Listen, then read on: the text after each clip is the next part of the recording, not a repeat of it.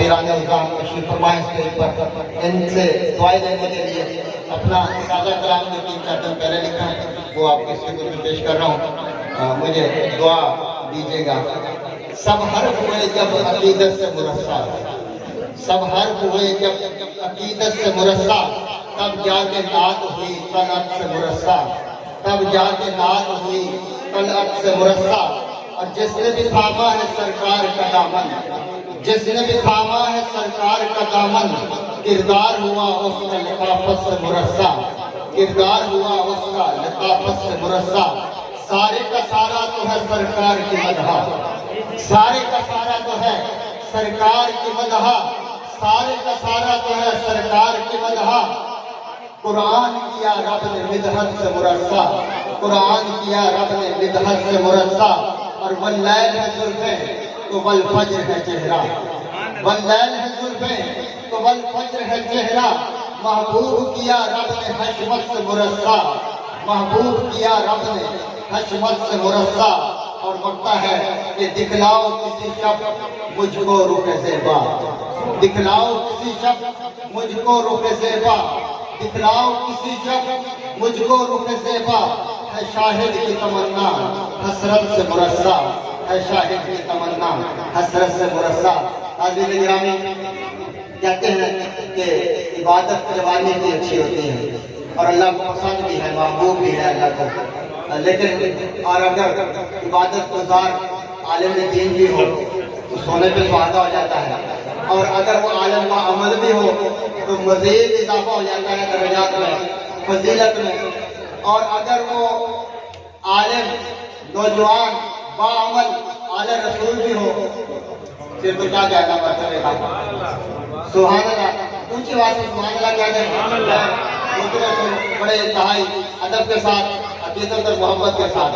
میں ملتمس ہوں محترم جناب عزت مآب حضرت علامہ صاحبزادہ محمد فیضان جمیل شاہ صاحب دامت برکاتہ العالی سے وہ تشریف لائیں گے اور اپنے نورانی وجدانی اور پرنکات بیان سے ہمارے قلوب و اذہان کو منور فرمائیں گے۔ نعروں سے استقبال کیجیے گا، نعرہ تکبیر۔ میں مائک ہٹا دیتا ہوں، آپ دیکھتا ہوں کس کی آواز مجھ سے زیادہ ہے۔ نعرہ تکبیر، نعرہ رسالت، نعرہ رسالت، نعرہ حیدری، عید میلاد النبی، نعرہ تکبیر، نعرہ رسالت، نعرہ خلافت، نعرہ حیدری،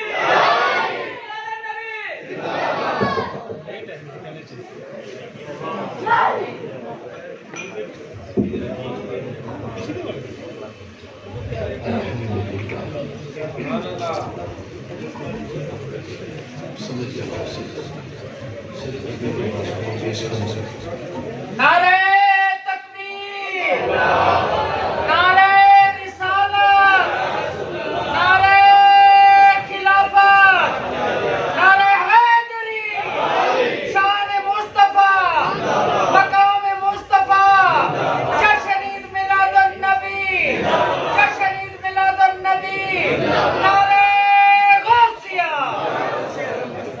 الحمد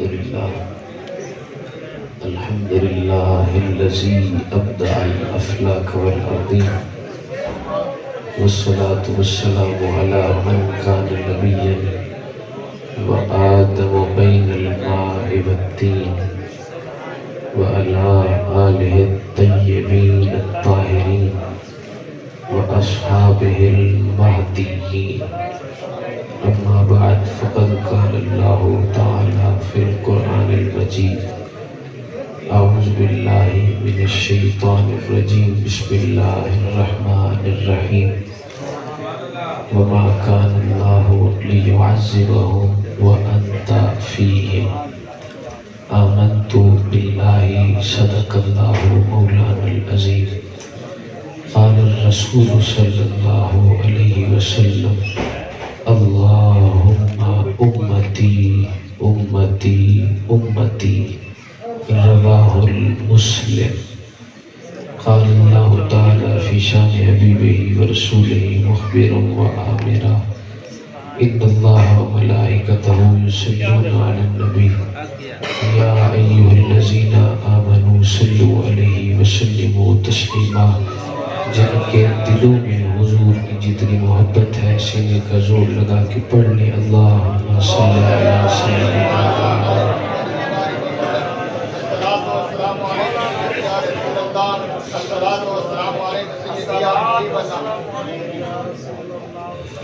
تمام تعریفیں، تسبیحیں، تحلیلیں، تکبیریں، تمجیدیں اللہ جل وعلا کے لیے، جو خالق کائنات بھی ہے اور مالک کائنات بھی ہے، جو رحمان بھی ہے، رحیم بھی ہے، رؤوف بھی ہے، کریم بھی ہے، سمیع بھی ہے، بصیر بھی ہے، حی لا یموت بھی ہے، حی قیوم بھی ہے.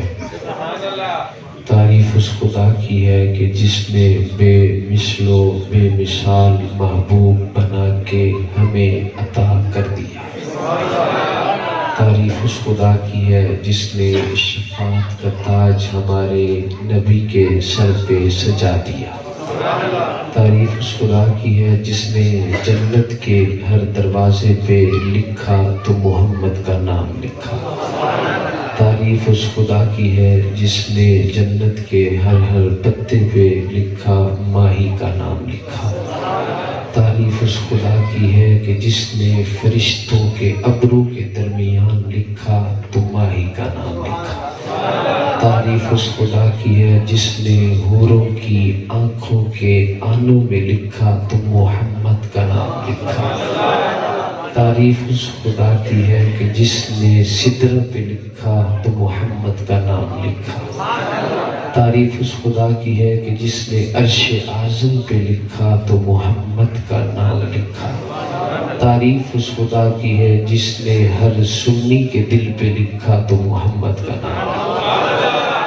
ہدیہ درود و سلام ہے اس بندہ پروردگار پر جو محترم بھی ہے، مکرم بھی ہے، معزز بھی ہے، محتشم بھی ہے، جانے کائنات بھی ہے، روح کائنات بھی ہے، جانان عاشقاں بھی ہے، سبب تخلیق کائنات بھی ہے.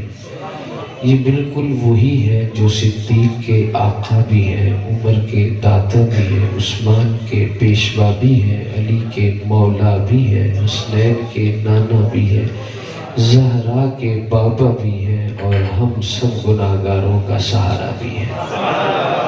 معصوم آمنہ جناب حضرت محمد مصطفیٰ احمد مجتبیٰ صلی اللہ علیہ وآلہ وسلم کے بحضور اپنی محبتوں کا خراج پیش کر لینے کے بعد دعا ہے اللہ کریم آپ کی میری حاضری اپنی بارگاہ میں قبول و مقبول فرمائے. اور بالخصوص مبارکباد کے مستحق ہیں زاہد انجم بھٹی صاحب اور ان کے جملہ برادران اور جنہوں نے جتنا تعاون کیا. تمام مبارکباد کے مستحق ہیں کہ اللہ کریم نے ان کے گھر کو اور ان کو اپنے محبوب کے ذکر کے لیے چن لیا. حاضرین محترم، وقت اتنا ہے کہ خطاب تو ہو نہیں سکتا، البتہ دو چار میں آپ سے باتیں عرض کروں گا اور اس کے بعد ہم سب ہی اجازت چاہیں گے. یقیناً آپ نے یہ بات بڑی اچھے طریقے سے یاد کی ہوئی ہے. جب آپ سے کہا جاتا ہے کہ یار درود پڑھو تو آپ سب پڑھتے ہیں اللہم صلی علی محمد. تو ایک دن میں بیٹھا سوچ رہا تھا کہ اللہ تعالیٰ نے قرآن مجید میں فرمایا ان اللہ و ملائکتہ یصلون علی النبی. اللہ اور اس کے فرشتے جو ہیں وہ نبی پر درود بھیجتے ہیں. یا ایھا الذین آمنوا صلوا علیہ وسلموا تسلیما. اے ایمان والو تم بھی میرے نبی پر درود پڑھا کرو، درود بھیجا کرو. اب سوال یہ ہے، اگر آپ میری طرف توجہ رکھیں گے تو بات کرنے اور سننے کا لطف ملے گا، ورنہ ہم تھکے اتنا ہے کہ ہمارے سامنے کوئی تھکا ہوا آ جائے تو ہم کہتے ہیں سبحان اللہ سیدنا العجوب. تو مجھے دیر نہیں لگنی کہ میں اس دروازے کو کراس کر لوں، اور میرے لیے بڑی اچھی بات ہوگی، میری طبیعت میں تھوڑی سی حشاشی بشاشی باقی رہ جائے گی. اگر آپ کچھ توجہ کریں گے تو ضرور میں کچھ سنا پاؤں گا. ورنہ ایسے میں سنانے والا بالکل نہیں. اللہ فرماتا ہے میں میرے ملائکہ درود بھیجتے ہیں. میں اب اس مولانا صاحب سے کہوں کہ میں حضرت یہ شربت آپ ان کو بھیجیں زاہد صاحب کے پاس، تو یہ مجھ سے سوال کریں کہ حضرت کون سی شربت بھیجیں. شربتیں تو کئی طرح کی ہیں. آم کا شربت ہے، آلو بخارے کا شربت ہے، ہر قسم کا شربت موجود ہے. تو حضرت بھیجنی کون سی شربت ہے؟ تو اب میں کہوں نہیں جی شربت بھیجنی. اچھا پھر میں یہ بھی کہوں کہ میں نے بھی بھیجی ہے، آپ بھی بھیجو. اب وہ پوچھے گا حضرت کون سی شربت بھیجنی ہے.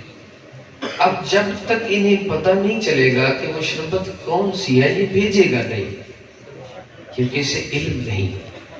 اللہ فرماتا ہے میں درود بھیجتا ہوں، تم بھی بھیجو. اب سوال یہ ہے مجھے ابو بکر سے لے کر امت آخری شیخ الحدیث تک کوئی مجھے بتا دے کہ اللہ کون سا درود بھیجتا ہے. کوئی نہیں بتا سکتا. ہاں البتہ ایک مرتبہ صحابہ اکٹھے ہو کر حضور کے پاس آئے تھے اور حضور سے عرض کی تھی آقا بتائیے ہم نے درود کیا پڑھنا ہے. حضور نے خود فرمایا تھا اللہم صلی علی محمد وعلی آل محمد. اب یہ بھی حدیث پاک کے الفاظ ہیں کہ بعض پڑھتے تھے نا تو وہ حضور پر پڑھتے تھے، تو حضور نے فرمایا یہ کٹا ہوا نہ پڑھا کرو. تو انہوں نے عرض کی حضور یہ کٹا ہوا کیا ہوتا ہے؟ فرمایا ادھورا. حضور یہ ادھورا کیا ہوتا ہے؟ فرمایا جس میں میرا ذکر تو ہوتا ہے پر میری اولاد کا ذکر نہیں ہوتا. اللہ فرما رہا ہے میرے نبی پر بھیجو، اور نبی سکھا رہا ہے مجھ پر بھی بھیجو میری اولاد پر. ایک تو یہ بات ذہن میں رکھیں، جو میرا نقطہ ہے اس طرف آئیے. جب اللہ فرماتا ہے بھیجو تو خبر نہیں کہ بھیجنا کون سا ہے. تو کبھی آپ اس درود کا ترجمہ کر کے دیکھیں جو ہم پڑھتے ہیں نا، وہ ترجمہ کیا اللہم کا معنی اے اللہ، صلی اللہ تو ہی بھیج. ہم کوئی نہیں پڑھتے، ہماری طرف اللہ نے کہا تم بھیجو، ہم نے پھر اللہ سے کہا تم بھیجو. یہ بڑی باریک بات ہے، ذرا غور کریں. لطف نہ آئے تو پھر کہیں، لیکن جس باریکی پر میں بات کر رہا ہوں وہ توجہ طلب بڑی ہے. مجھے اوروں کی طرف واقعات بھی آتے ہیں، یار قصے بھی مجھے آتے ہیں، لیکن یہ سن لو تو اس میں مزہ اور ہے، چاشنی اور ہے. اللہ ہمیں کہتا ہے تم بھیجو، ہماری حیثیت ہی کیا ہے؟ ہم کہتے ہیں تو بھیج. یہ تو ایسا ہو گیا میں کہوں یار تو بھیج، اگر کہے نہیں تو بھیج. اب آگے رب ہے. میں امت مسلمہ سے خطاب کر رہا ہوں، آڈیو ویڈیو ریکارڈنگ کا زمانہ ہے میرے بھائی. میں کوئی اکیلے کسی کے کان میں بات نہیں کر رہا، سب میرے سامنے شعور یافتہ لوگ بیٹھے ہیں. سوال یہ ہے جب ہمیں درود کا پتہ ہی نہ تھا اور وہ ہمیں بتانا بھی نہیں چاہتا، پھر ہم سے کہا کیوں کہ تو بھیج؟ پھر وہی خود ہی بھیجتا رہتا اور بھیجتا رہتا. پھر ہم سے کیوں مطالبہ کیا جب ہمیں بتانا ہی نہیں تھا کہ بھیجنا کون سا ہے؟ پھر ہم سے مطالبہ کیوں کیا؟ جواب سنیے علماء لکھتے ہیں اب کی وجہ یہ ہے اللہ نے فرمایا تمہیں پتہ لگے یا نہ لگے، لیکن میں چاہتا یہ ہوں کہ مصطفیٰ کی دربار میں تمہاری حاضری ضرور لگتی رہے. تمہاری حاضری ضرور لگے. اب ذرا غور سے بیٹھیے گا. قبلہ آصف سے مجھے ایک نقطہ یاد آ رہا ہے اور وہ میں آپ کو دینے لگا. پہلے وقت ہوتا تھا تو اس میں نماز کے طریقے دیکھنے کا ایک انداز تھا. یہ گھڑیاں وغیرہ تو اب دیکھنے کا انداز کیا تھا کہ بھئی فجر کا وقت کب ہوگا؟ کہا جب فجر صبح صادق طلوع.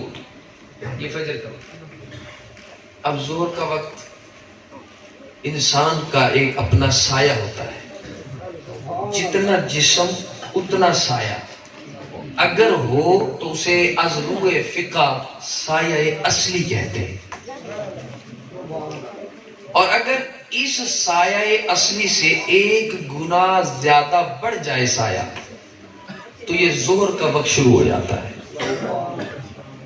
اور اگر سایہ اصلی سے 2 گنا زیادہ سایہ بڑھ جائے تو پھر عصر کا وقت شروع ہو جاتا ہے. اب المختصر یہ ہے کہ انسان کے جسم کا جو سایہ ہوتا ہے وہ بڑھتا بھی ہے گھٹتا بھی ہے. اور یہ بات کتابوں میں دیکھنے کی ضرورت نہیں، بندے کو بارو کرتے دکھا رہے کہ ایسا ہوتا ہے. سایہ بڑھتا بھی ہے گھٹتا بھی ہے. اگر پڑھے لکھے لوگ، تعلیم یافتہ لوگ توجہ ہٹائیں گے تو مجھے دکھ ہوگا، اور اگر وہ توجہ رکھیں گے تو میرے دل کو سکون ملے گا اور میں کچھ باتیں وہ اور کر لوں گا. سایہ جو ہے وہ بڑھتا بھی ہے گھٹتا بھی ہے. جب یہ میں پڑھا رہا تھا نا اپنے شاگردوں کو تو حضرت میرے ذہن میں ایک جملہ ہے، اور جو میں نے سوچا نا وہ میں عرض کرنے لگا. پسند آئے تو داد دو، نہ آئے تو واپس کر دو. میں نے کہا واہ مولا، آج پتا چل رہا ہے کہ تو نے اپنے حبیب کا سایہ کیوں نہیں بنایا. اس کی وجہ یہی تھی کہ سایہ بڑھتا بھی ہے گھٹتا بھی ہے. فرمایا حبیب میں یہ کیسے برداشت کر لوں کہ تیرے جسم سے تیرا سایہ بڑھ جائے. میں نے کہا ملا غور کر، جو اپنے مصطفیٰ کا اپنا سایہ بڑھتا ہوا نہیں دیکھ سکتا وہ تجھے بڑھتا ہوا کیسے برداشت کر سکتا. نعرہ تکبیر، نعرہ رسالت، نعرہ تحقیق، نعرہ حیدری. علماء اہل سنت جو حضرات کھڑے ہیں آگے تشریف لائیں، آگے تشریف لے آئیں، اور جو حضرات بیٹھے ہیں تھوڑا تھوڑا اور آگے ہو جائیں، تھوڑا تھوڑا آگے ہو جائیں. ماشاءاللہ ماشاءاللہ، کیا بات، کیا بات ہے. جن کو سمجھ آئیے وہ کہہ لیں سبحان اللہ. المجالس السریہ ایک کتاب ہے حضرت شیخ محمود حجازی علیہ رحمت کی. اس میں ایک واقعہ درج ہے کہ حضرت جرجیس علیہ السلام کا زمانہ تھا، اور یہ حضرت جرجیس ایک نبی ہے اللہ کے. ہوا یہ کہ ان کے دور میں جو بادشاہ تھا نا اس نے خدا ہونے کا دعویٰ کر رکھا تھا. تو علماء ہر زمانے میں ہوا کرتے ہیں اور صحیح علماء بھی ہوا کرتے ہیں.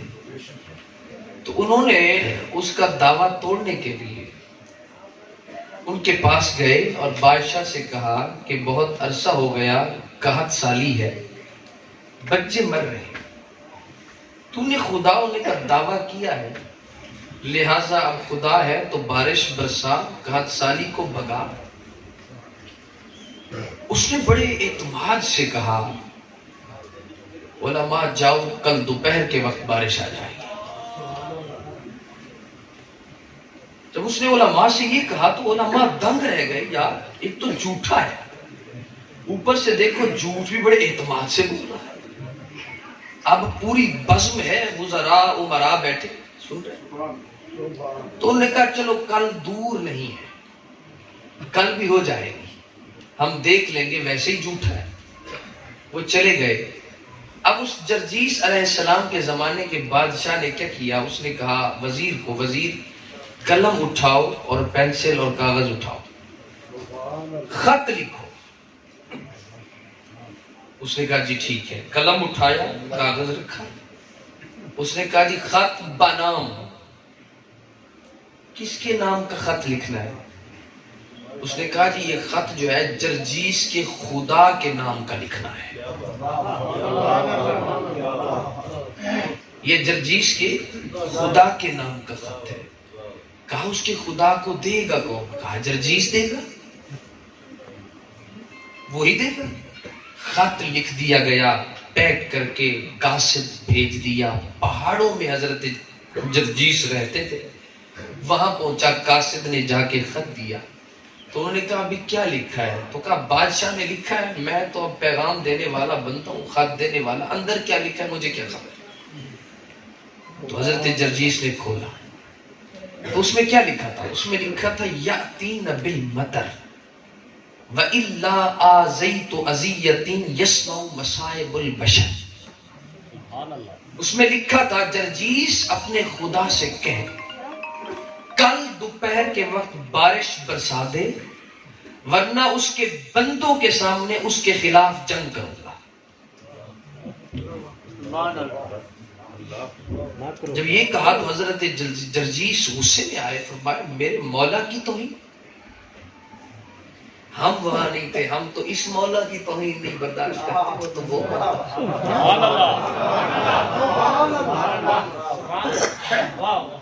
بات سمجھیے گا ذرا۔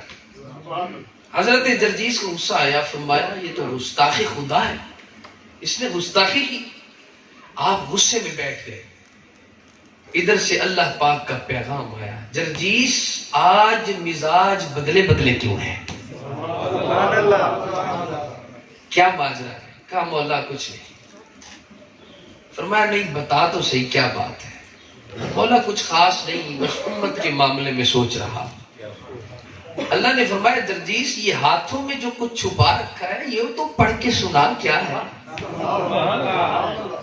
حضرت جرجیس بولے مولا یہ تیری شان کے لائق نہیں ہے کہ میں اسے پڑھوں، اور میری زبان یہ تقاضا نہیں کرتی کہ میں یہ لفظ بولوں۔ اللہ نے فرمایا جرجیس لوگ خدا ہونے کا دعویٰ کر دیتے ہیں، میں نہیں دیکھتا رہتا؟ بتا اس خط میں کیا لکھا ہے؟ اب خدا کو بھی تو پتا تھا کہ کیا لکھا ہے، لیکن پھر بھی خدا ازل سے یہی ادا اپنائے رکھتا ہے۔ پتہ ہے اس کی وجہ کیا ہے؟ میرے ذہن میں جو وجہ آتی ہے وہ یہی ہے کہ اللہ عالم الغیب ہے، جانتا ہے لوگ آئیں گے میرے یار کے بارے میں طرح طرح کی باتیں کریں گے۔ اللہ نے فرمایا میں ہی پوچھ لیتا ہوں تاکہ زمانے والوں کو بھی پتہ چل جائے پوچھتا بھی وہی ہے جسے علم ہوا کرتا ہے۔ حضرت جرجیس نے سنایا یاتین بالمطر وَإِلَّا آزَيْتُ أَزِيَّةٍ يَسْمَعُ مَصَائِبُ الْبَشَرِ۔ مولا وہ آپ کے خلاف اعلان جنگ کرتا ہے، وہ کہتا ہے میں جنگ کر دوں گا اگر بارش نہ دی تو۔ اللہ نے فرمایا جرجیس ابھی جا اس کے دربار میں اور اس سے جا کے پوچھ کبھی ملا بھی ہے میرے خدا سے، کبھی دیکھا بھی ہے، تو پہنچ بھی سکتا ہے، اس سے پوچھ تو جنگ کیسے کرے گا، تو محسوس بھی کر سکتا ہے مجھے، جاؤ اس سے پوچھو۔ حضرت جرجیس پہنچے، آگے بادشاہ سے کہا بادشاہ تو نے جو یہ خط بھیجا ہے کبھی میرے خدا سے ملا بھی ہے، کبھی اس راہ تک آیا بھی ہے، کبھی جا کے اسے محسوس کیا بھی ہے، کیسے کرے گا تو اعلان جنگ؟ میں بڑی ذمہ داری سے اس بات کو بیان کرنے لگا ہوں، بڑی ذمہ داری سے آخری سانس تک اس حوالے کا ذمہ دار ہوں، اور کئی کتب احادیث سے یہ واقعہ دکھانے کے لیے بھی تیار ہوں۔ اس بادشاہ نے کہا، اس نے کہا سن جرجیس میں نے جو کہا ہے نا کہ میں اس کے ساتھ جنگ کروں گا، میں اسے تکلیف دوں گا، تو سن میں دوں گا۔ حضرت جرجیس نے کہا کیسے دو گے؟ کہا اذیتہ باذیت اولیائہ، میں اس کے ولیوں سے جنگ کروں گا، اور اس کے ولیوں سے جنگ کرنا ہی تو اسی سے جنگ کرنا ہے۔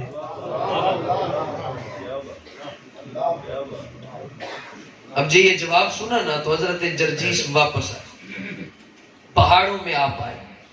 اللہ نے فرمایا جرجیس سنا کیا کہا اس نے، کیسے کرے گا میرے خلاف جنگ؟ بڑی توجہ چاہوں گا، کیسے کرے گا میرے خلاف جنگ؟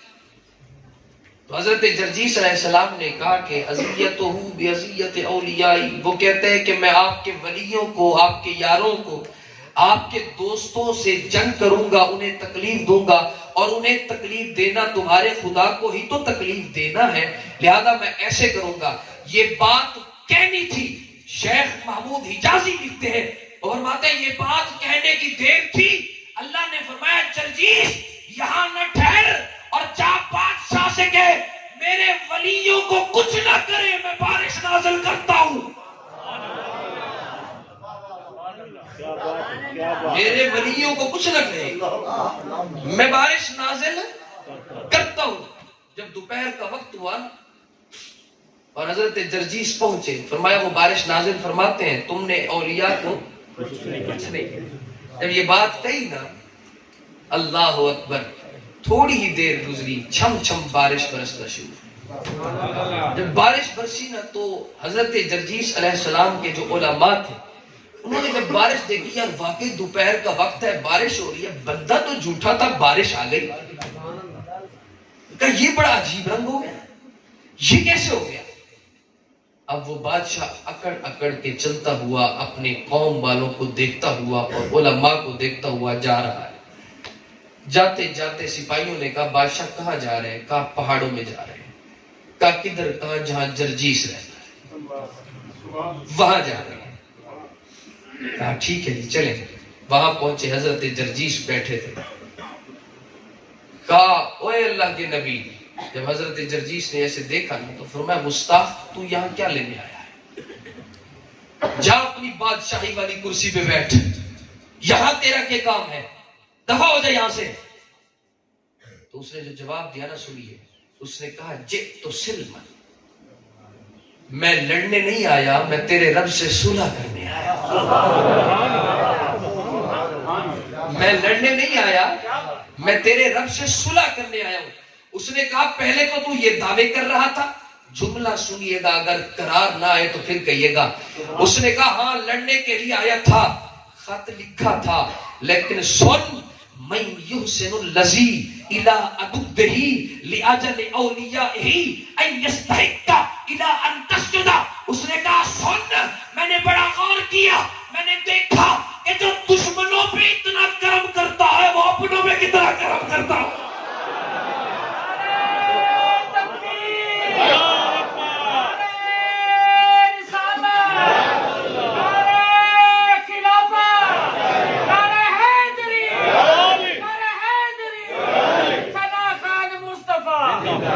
میرا یہ جملہ دل کی تختی پہ نوٹ کر لو یارا, جو رب اولیاء کی عزت کی خاطر اتنا کر سکتا ہے, سوچ وہ محمد کی عزت کی خاطر کیا کیا کر سکتا ہے. یہ بڑی عجیب بات ہے. اور حضرت شبیر مہروی صاحب, ہر عالم یہ بیان کرتا ہے, آپ کسی بھی کلخانی میں چلے جائیں, ہر عالم آپ کو بولتا ہوا نظر آئے گا, فلا تقل لہما اف ولا تنہرہما, اپنے ماں باپ کو اف نہ کہو. اور حضرت اف کا معنی تو فخر الدین رازی نے جو کی حد کر دی. فرماتے ہیں بندے کا سفید لباس ہو نا اور وہ صفائی پسند ہو, چلتے چلتے ہوا اڑے اور اس کے کپڑوں پہ تھوڑی سی گرد آ جائے اور وہ ہو بھی خشک اور ہو بھی نہ دکھائی دینے والی, اتنی معمولی. اور کہا اسے دیکھ کر اگر وہ پھونک مار دینا, فرمایا اسی کو اف کہتے ہیں, اتنا بھی اپنے والدین کے سامنے نہ کر. اتنا بھی کیوں کہا؟ اس لیے کہ جو گرد آئی نا, اس گرد کی وجہ سے تم نے کراہت محسوس کی. وہ جو معمولی سی تم نے کراہت محسوس کی ہے نا, اتنی کراہت بھی تیرے والدین کے سامنے تیرے لیے جائز نہیں ہے. اور جو دوسرا نقطہ لکھا وہ یہ فرماتے ہیں, تفسیر کبیر اٹھا کر اسی آیت کے تحت آپ دیکھ سکتے ہیں, فرماتے ہیں کہ اکثر ہوتا ہے کہ والدین بڑھاپے کو پہنچ جاتے ہیں اور ان کا بول و براز بستر پہ ہی ہو جاتا ہے. تو فرمایا اگر کوئی بیٹا اپنے والد کو پیشاب وغیرہ کرانے جائے نا, تو از روح شرع اسے اجازت نہیں کہ پیشاب کرتے وقت بیٹا ناک پہ کپڑا ہے. یہ اجازت نہیں از روح شرع. بیٹی اگر ماں کو بٹھا رہی ہے تو اسے اجازت نہیں. کہا کیوں اجازت نہیں؟ انسان کی تو فطرت ہے, اسے بدبو پسند نہیں. اگر وہ رکھ لیتا ہے تو اس میں حرج ہی کیا کہ وہ بدبو سے بچ رہا ہے. تو کہا بدبو سے بچنا مراد نہیں, کہیں وہ بڑی ماں کے دل میں یہ خیال نہ آ جائے کہ مجھ سے نفرت کر رہا ہے. میں یہی خیال اف ہے, یہی کراہت اف ہے, جبکہ یہ فطرتن ہے. یہ کراہت فطرت میں ہے. یہ فطرت والی کراہت ہے، یہ بعد میں آنے والی نہیں ہے. ہر انسان کی فطرت میں اللہ نے یہ رکھا ہے کہ اسے بدبو ناپسند ہے، لیکن یہاں آ کر اللہ نے کہا اب تمہیں اپنی فطرت بدلنی پڑے گی. اب فطرت بدلو، اب ماں کو دیکھو، بدبو نہ دیکھو. کہیں ماں کا دل نہ ٹوٹے. میں نے کہا تیری ماں ہے اس کا بھی یہی حکم ہے، میری ماں ہے میرے لیے یہی حکم ہے. کوئی میراثی ہے اس کی ماں کے لیے یہ حکم ہے، کوئی قاضی ہے اس کی ماں کا یہی حکم ہے. میں نے کہا ذرا سوچ تو صحیح، جب رب تعالیٰ تیرے ماں باپ کی عزتوں کا اتنا خیال کرتا ہے، وہ محمد کی عزتوں کا کتنا خیال رکھتا ہے.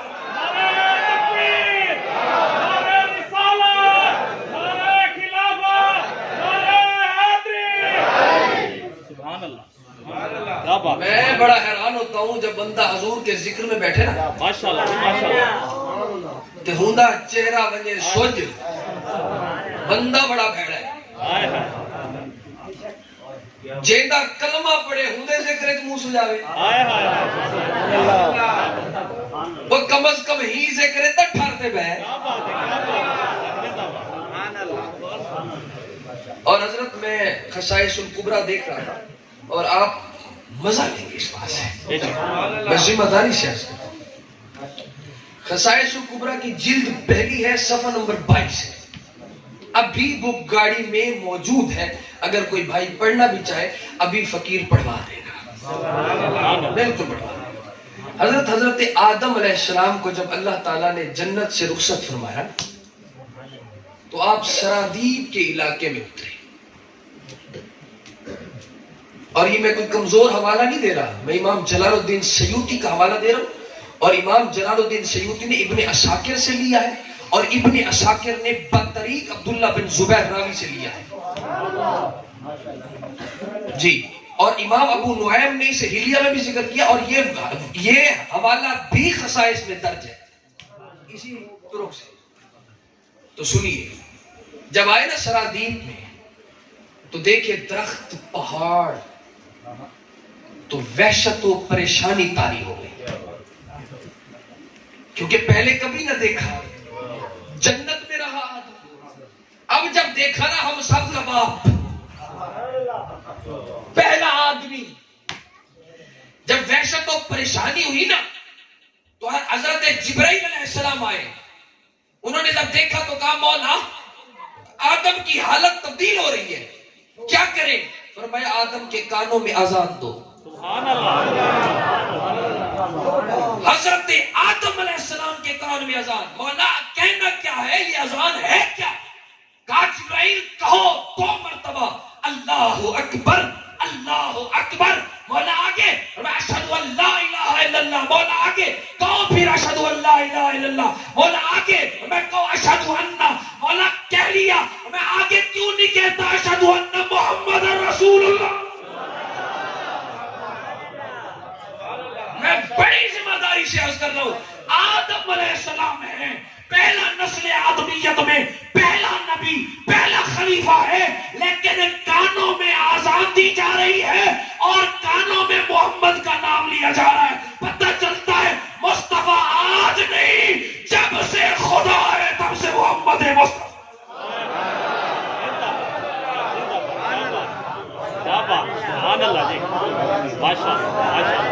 اور اگر یہ بھی سمجھنا ہے نا تو جناب ابو ہریرہ کی رٹ لگاتے ہو نا، تو ابو ہریرہ کا ہی حوالہ سنو. جناب ابو ہریرہ فرماتے ہیں سرکار نے فرمایا آدم علیہ السلام کا جب مجسمہ تیار ہوا، یہ بھی خصائص الکبریٰ صفحہ نمبر 23 جلد پہلی. ہندو تو اچھی آکڑی ہوگی سبحان اللہ. میرے سلوڑ دی قوم یہ حوالے تک کوئی نہیں.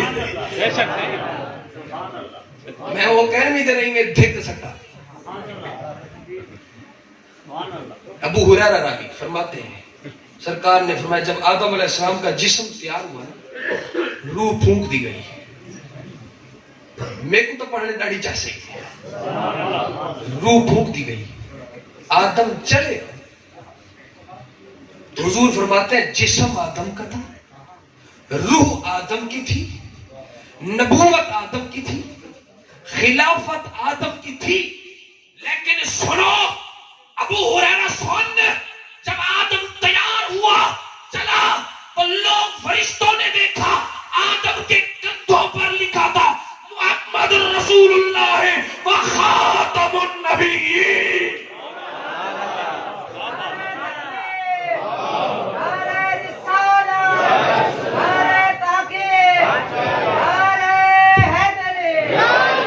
इतनी बड़ी बात पे इतना आहिस्ता नारा नहीं लगाया, दिल खोल के लगाया। नारे तकबीर, नारे रिसालत, नारे रिसालत, नारे रिसालत।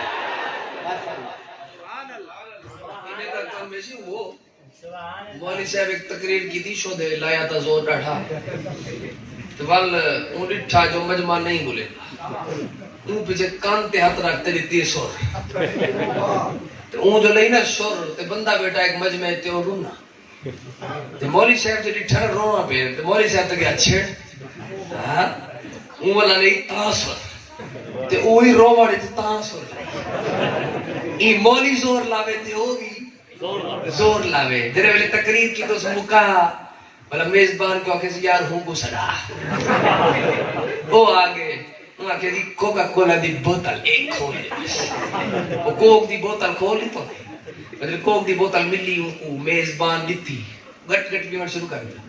मौलवी साहब के हाँ सही तो मेरी तकरीर है केरी गाल तो हाँ को वजी है तो रुनो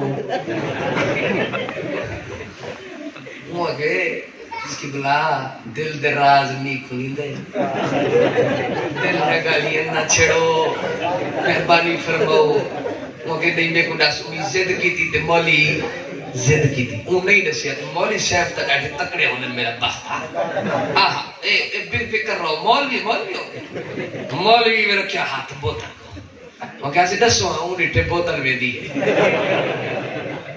लगे होड़ की मैं करा वो के मौलवी साहब और जबरदस्ती पूछ देता क्यों ते मैं तो को दसावा गाली में जो पहले जरा आप जोश इस किताब फरमाते बैठे हुए ते करेंदे बैठे हुए तो डाढ़ा कर बैठे लेकिन किबला जरे वेले तुसा लईए ना सुर यकीन फरमाओ बे को अपना मोया होया ले ला यार किबला जरी नहीं चुके जरी नहीं चुके यार मैंने तुम्हें हंसाया इसलिए है कि जमाते आले सुन्नत का नजरिया है जहां मुस्तफा का जिक्र होता है ना मुस्तफा गुंबद खजरा से अपने आशिकों को देख रहे होते हैं।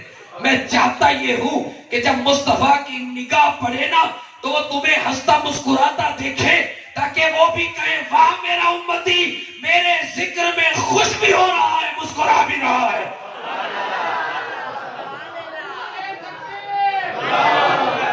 और मैं सदके किचन में भी चुना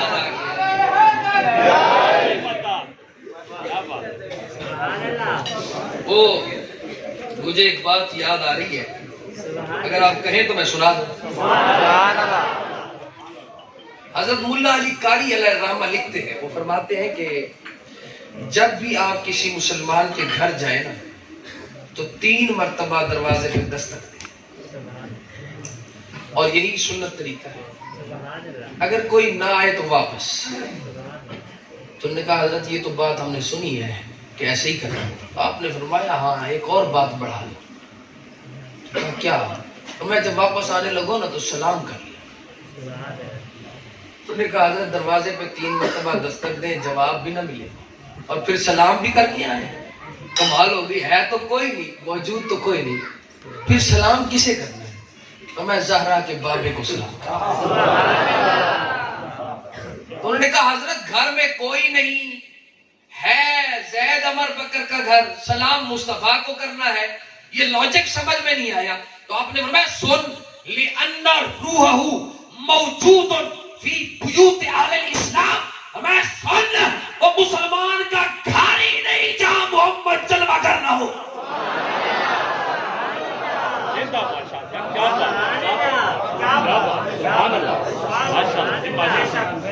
ये वो घर है जहां मुस्तफा रूहानी तौर पर जलवागर होते हैं। ऐसे महफिलें नहीं होती ये तो मुकद्दर की बात है जहां जलवा होते हैं वही तो महफिल होती है। शाह वलीउल्लाह मुहद्दिस देलवी को उठा।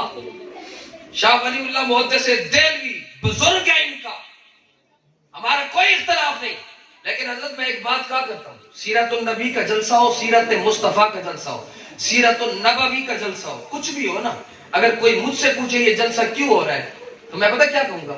میں کہوں گا حضور کی محبت میں ہو رہا ہے، حضور کے عشق میں ہو رہا ہے، حضور کے پیار کے لیے ہو رہا ہے۔ لیکن بیٹا مہربانی کر، اگر سیرت النبی کا جلسہ ہو تو وہ محبت کا ہے، اگر ادھر میلاد کا جلسہ ہو تو یہ بھی محبت کا جلسہ ہے۔ اعتراضوں کو چھوڑ دیا، اب حضور کے ذکر میں آنا سیکھ، حضور کے ذکر میں بیٹھنا سیکھ، تجھے پتا چلے کہ یہاں ہے کیا۔ اب میں حضرت فرید پاک کے اس کلام پر اختتام کر دوں گا۔ حضرت فرید پاک فرماتے ہیں ہر صورت وچ آوے یار، اتنی ڈھیلی سبحان اللہ، اتنا مطلب ہے سب بول سکتو، اتنا میں ذرا شرم کی تھی بیٹھا ہم نہ تب سب بولے دے ضرور ہو۔ ہر صورت وچ آوے یار، کر کے ناز ادا لکھ بار، ایک جا روپ سنگھار دکھاوے، ایک جا بڑھ بڑھ عاشقہ، ہر مظہر وچ آپ سماوے۔ میں اگلا جملہ نہیں کہوں گا، پہلے بتاؤں گا کہ کیا ہے۔ یہاں سے حضور گئے، پہلا، دوسرا، تیسرا، چوتھا، پانچواں، چھٹا، ساتواں آسمان، ساتواں آسمان کا سفر طے کر کے سدرۃ المنتہا، سدرۃ المنتہا سے پھر لا مقام، جو تھی لا مقام۔ اور مولانا جامی کا وہ نقطہ مجھے یاد آ رہا ہے، آپ فرماتے ہیں ایک ہوتا ہے مقام اور ایک ہوتا ہے مکان۔ بھائی جان زاہد انجم بھٹی کا مکان کہاں ہے؟ جی علی بک سنٹر کے پاس۔ کتنا بڑا ہے جی؟ اتنا بڑا ہے۔ کتنے مرلے میں ہے جی؟ اتنے 10-15 مرلے میں ہے جی۔ اچھا جی دیواریں کیسی ہیں جی؟ پکی ہیں جی۔ کمرے کتنے جی؟ 4-5 ہیں جی۔ تو مکان وہ چیز ہے جس کا علم ہوتا ہے، جسے دیکھا جا سکتا ہے، جس کا بتایا جا سکنا ممکن ہے، ایسا ہے کہ نہیں؟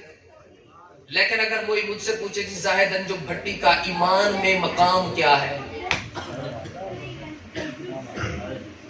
کوئی یہاں اٹھ کر بتا دے جی میں بتا سکتا ہوں جی یہ مقام ہے، کوئی نہیں۔ اس کا کیا مطلب؟ مکان بتانا ممکن ہے، مقام بتانا ممکن نہیں ہے۔ لیکن سن، مصطفیٰ کی یہ شان ہے، مولانا جامی کہتے ہیں مقام تو مقام رہا، تمہیں مکان کا ہی پتا نہیں، وہ جب اللہ وقت میں پہنچا۔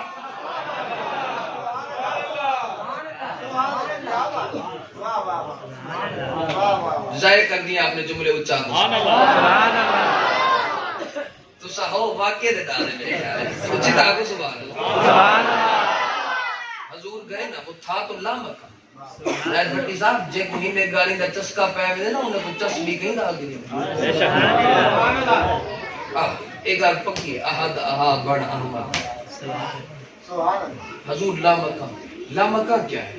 کوئی جگہ ہی نہیں۔ شے وہاں ہوتی ہے جہاں جو جگہ ہو، جگہ نہ ہو تو شے نہیں ہو، شے ہوگی تو موجود کا لفظ پایا جائے گا، موجود جہاں ہوگا تو وہاں جگہ ہوگی۔ اب جب حضور گئے لامکان پہ تو اب وہاں شے نہیں تھی، کیونکہ لامکان ہے، شے ہو نہیں سکتی۔ تو جب وہاں گئے تو ہوا کیا؟ میرا فرید لکھتا ہے، فرماتے ہر صورت میں آوے یار، کر کے ناز ادا لکھوار، ایک جا روح سنگار دکھاوے، ایک جا بڑبڑ عاشق آوے، ہر مظہر وچ آپ سماوے، اپنا آپ کرے دیدا۔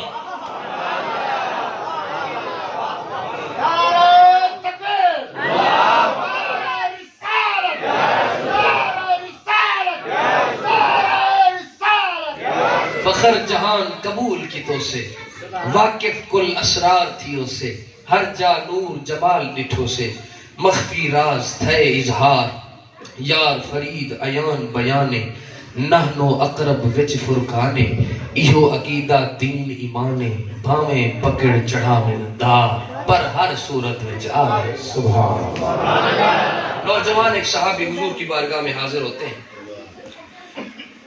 इशा की नमाज हुई, कुछ देर बीत गई। हुजूर ने तमाम सहाबा को, क्योंकि हुजूर की आदत थी नमाज के फौरन बाद हुजूर बैठते अपने सहाबा की तरफ रुख करते और देखा करते थे। हुजूर ने सारे सहाबा को देखा और देखते देखते उस जवान पे जब हुजूर की निगाह पड़ी तो हुजूर ने फरमाया इधर करीब आ। जब वो करीब आया तो हुजूर ने फरमाया तेरी आज शादी नहीं हुई? आका जी शादी हुई। मैं तेरी आज सुहाग रात है ना? कहा आका जी सुहाग रात है। फरमाया तू जाता नहीं? कहा हुजूर थोड़ी देर आपको मुखरा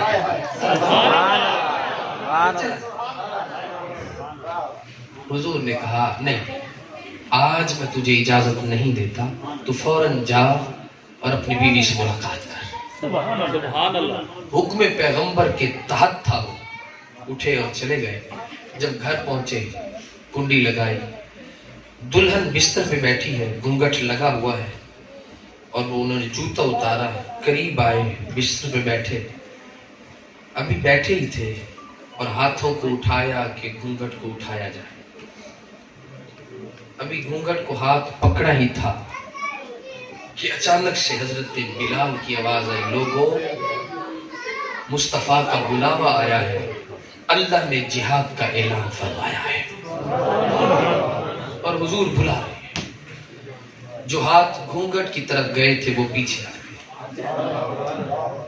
जूता पहनना, लटकती हुई तलवार उठाई और जाने लगे। नौजवान बीवी कदमों से लिपट गई और कहने लगी, ऐ मेरे सरताज, आज पहली रात है शादी की, थोड़ी देर बैठ जाइए फिर चले जाइएगा। जब ये बात की उस सहाबी ने यूं देखा और कहा, अगर मैं तेरा सरताज हूं तो कोई मेरा भी तो है, मुझे न रोक, मुझे जाने दे।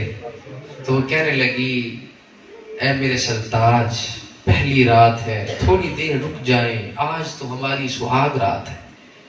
जब ये जुमले कहे तो उस जवान साहबी ने कहा, तेरी निगाह सुहाग रात तक है, मेरी निगाह मुस्तफा की जात तक है। जिन्हें जाते पैगंबर को देखा हो उन्हें क्या पता इस दुनियावी ख्वाहिशों, इन लज्जतों की क्या खबर रही। वो सहाबी वहीं से चले गए और सीधा हुजूर के बहुजूर पेश हुए। जब बैठे, अब हुजूर यूं तकते तकते देखते हैं कि कौन कौन आ गया। जैसे ही निगाहें उस जवान की तरफ पहुंचना शुरू होती है, हुजूर फिर से यहाँ देखना शुरू करते, फिर से यहाँ देखना शुरू करते, फिर देखते देखते कुछ आ जाते हैं, फिर हुजूर उनको देखते देखते फिर यहाँ तक आते हैं।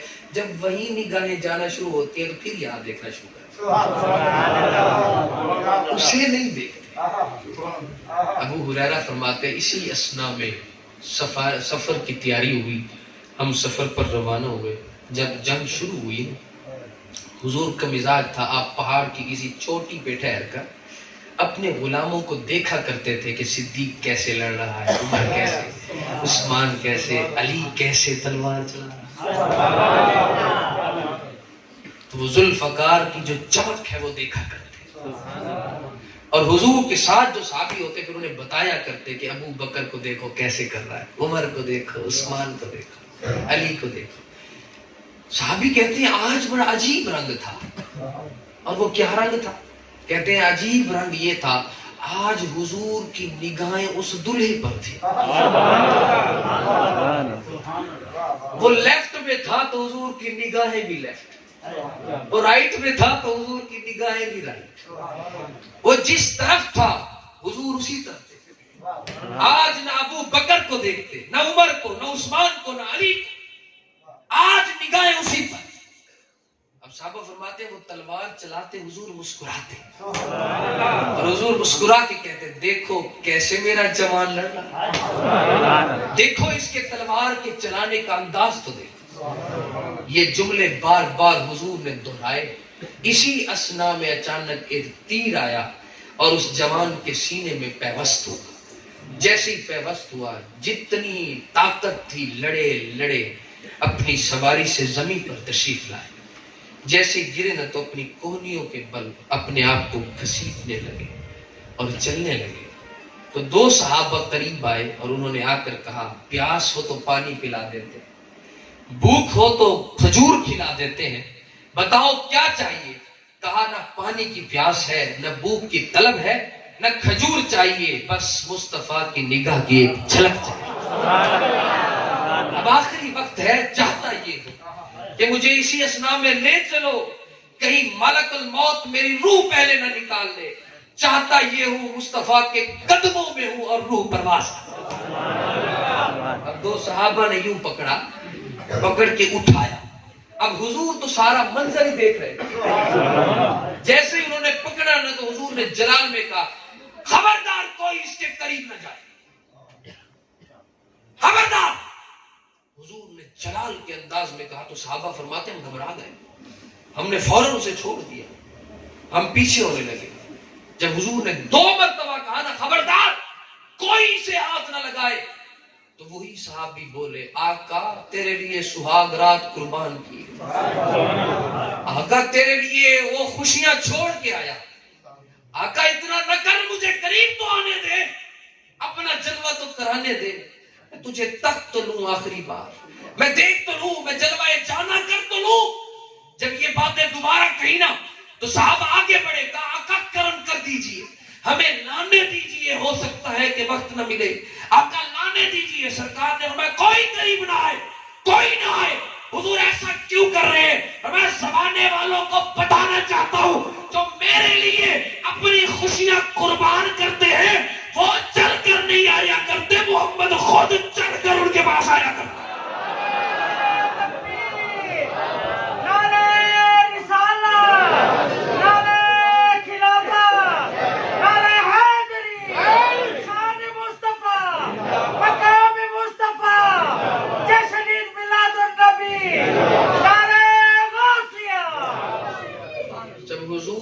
قریب آئے تو چھم چھم آنکھوں سے آنسوں کی برسات ہے, اور مجھے اپنے فرید کا وہ شعر یاد آتا ہے, تو نے دھکڑے دھوڑے تیرے نا تو مفت بکال, سونا تیرے باندیاں دی میں باندیاں, تیرے دردے کتیاں نال ادب, اتھا میں مٹھڑی نت جان والا ماہی خوش وسدا وچ ملک.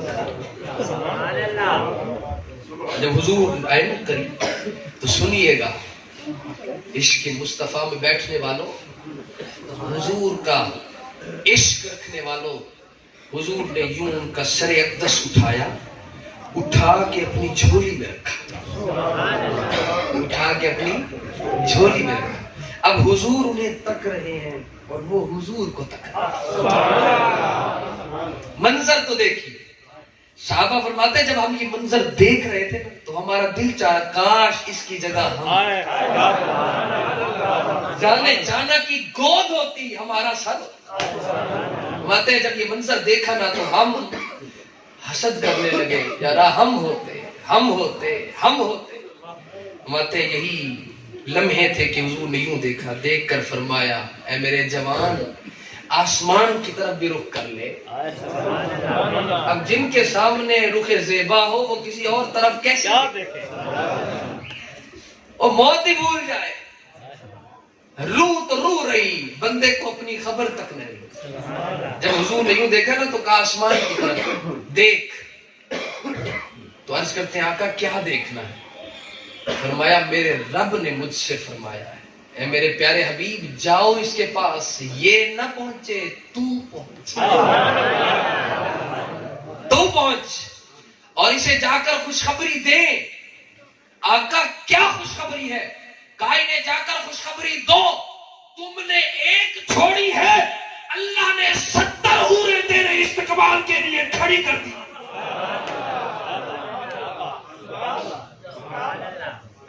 70 حوریں تیرے استقبال کے لیے کھڑی کر.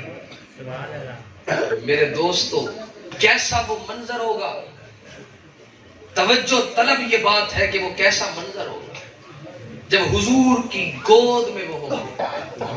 میں یہاں ایک جملہ کہنے لگا ہوں، وہ بھی بڑے نصیب والا جس کی گود میں، جو نبی کی گود میں سر رکھے، بڑے نصیب والا. لیکن میں اس کے نصیب کا کیا کروں اور جو علی ہو اور اس کی گود میں سر محمد عربی کا.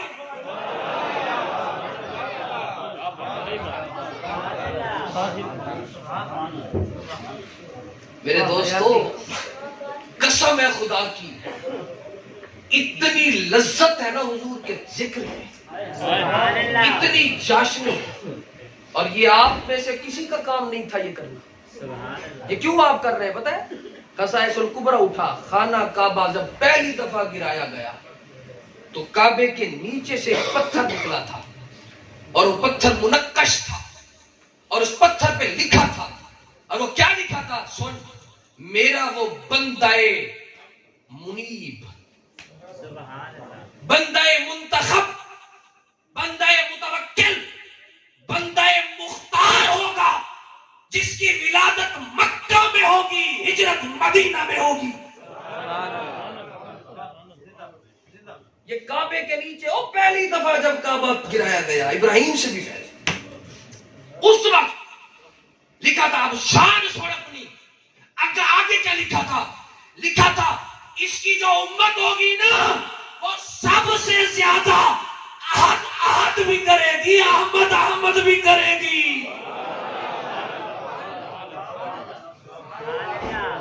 یہ ہم خود نہیں کر رہے، ہم سے کروایا جاتا ہے. جس کی ڈیوٹی لگ گئی وہ نصیب والا ہو. اور اس ذکر کے لیے اللہ بندے خود چنتا ہے. اللہ سے دعا ہے اللہ میری حاضری قبول فرمائے. مل سے یار فرید کڈاہی، دھون دکھاواں کڈ کڈ آہیں، جان جگر تن بھڑکن بھائیں، سوز بلندے صاف جلائیں. یا رسول سلام علیکہ، یا حبیب سلام علیکہ، صلوات اللہ علیکہ، یا نبی سلام علیکہ، یا رسول سلام علیکہ، یا حبیب سلام علیکہ، صلوات. طلع البدر علينا من ثنية الوداع، وجب الشكر علينا، ودعا لله داعي. طلع البدر علينا من ثنية الوداع، وجب الشكر علينا، ما دعا لله داعي. يا حبيبي يا رسول الله، يا نبي سلام عليك، يا رسول سلام عليك، يا حبيب سلام عليك، صلوات. السلام سبز گنبد کے مکین، السلام رحمت للعالمین. محمد راضی شریف.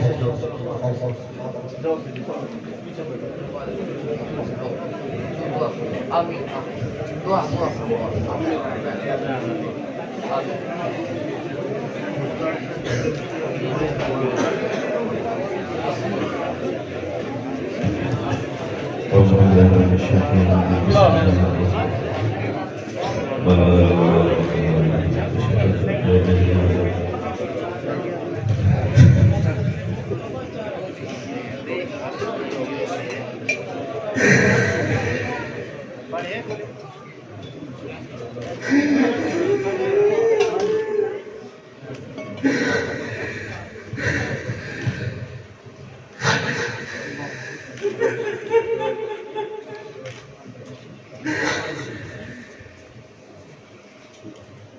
السلام عليك يا رسول الله وعلى آلك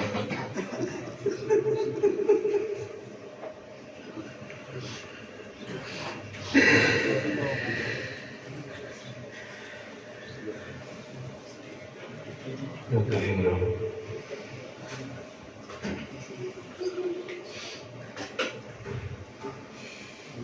میرا کریم ایک مقبول محفل ہے، بے شک تیری مقبول اپنی بارگاہ سے اپنے مقبول بھی بارگاہ قبول قبول قبول یا کریم اسا کو پاک سونے رسول سب کا سچا غلام بناؤ سب کو گناہگار بدکار خطا کار یا کریم اپنے رحمت للعالمین سب کی حضور دی امت بھی خیر فرما آمین آقا دی امت بھی خیر فرما آمین یا کریم اسا کو سجانت آوت باز اندھے سے بہرے لوگ میرا کریم اسا کو پاک محبوب دے درد دی پاک محبوب دی آل دی پاک محبوب دی اصحاب سجانت آوت آمین محفل سجے ہی لیا ساتھ محترم زہد جو بھٹی سر اپنی امت دراز کرما آمین اپنی برادران دی امت دراز کرما آمین اپنی علم امت عشق مزید لگتا تھا آمین اپنی والدین دی خیر فرما آمین اپنی والدین نسایا اپنی قیمت علم فرما آمین بچے دی خیر فرما ہر پاک سونے محبوب امتی کو عاشق رسول اللہ میرا کریم رابع جو محفل کی تشریف ہے انہوں سب کی حاضری اپنی بارش قبول و منظور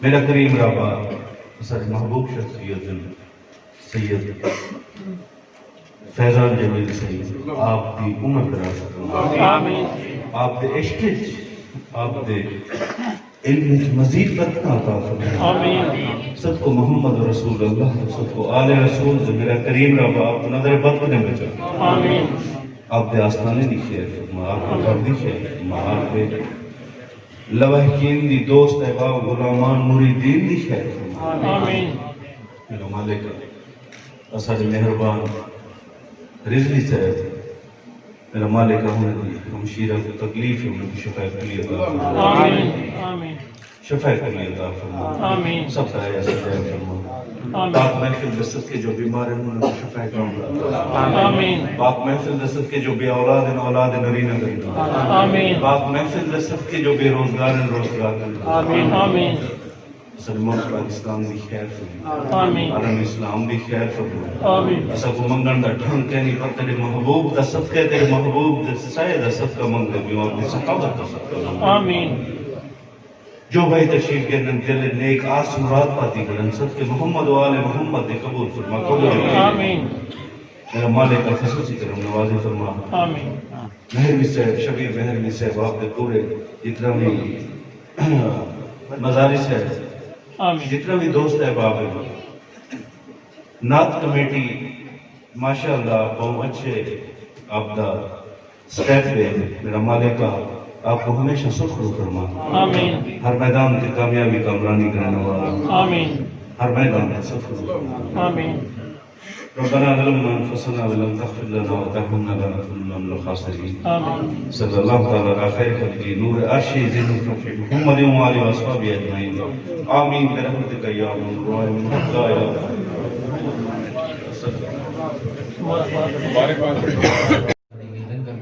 أنت سارا سلام سارے طرف ہدیت تحفت نذرانہ سارے سونے نبی سے بارگاہ پیش اور وسیلہ جلیلہ تمام اصحاب کرام شہداء کربلا امامین کلیلہ تمام سلاسل دے اولیاء اللہ دی اللہ کو عطا فرما بالخصوص زاہد انجل بھٹی سے جتنا رفقا اقربا آبا و اجداد دے وچ جو بھی دنیا تو ساتھ ہے تمام دنوں کو ثواب کا حصہ آمین میرے کریم انہوں نے سونے محفل کا انعقاد کیا انہاں دے رزق مال جان دے اندر برکتاں عطا فرما ہمیشہ خوشی نصیب فرما راحت عطا فرما اور جتنا سارے میرے آقا دے سونے سونے غلام بھی محفل تشریف دینے میں سب واسطے دعا کروں اللہ کریم تمام دے نیک مقاصد پورے فرما تمام کی خوشیاں نصیب فرما دو آرزویں پورا فرما اپنا خاص کرم سارے لوگ تے شامل حال فرما اور میں اپنے محترم مقام سخی آصف سے واسطے بھی دعا کرنا اللہ کریم ندی دراز فرما ہمیشہ اپنا خاص کرم فرما نبی پاک کے عشق محبت کے اندر مزید مزید مزید لذت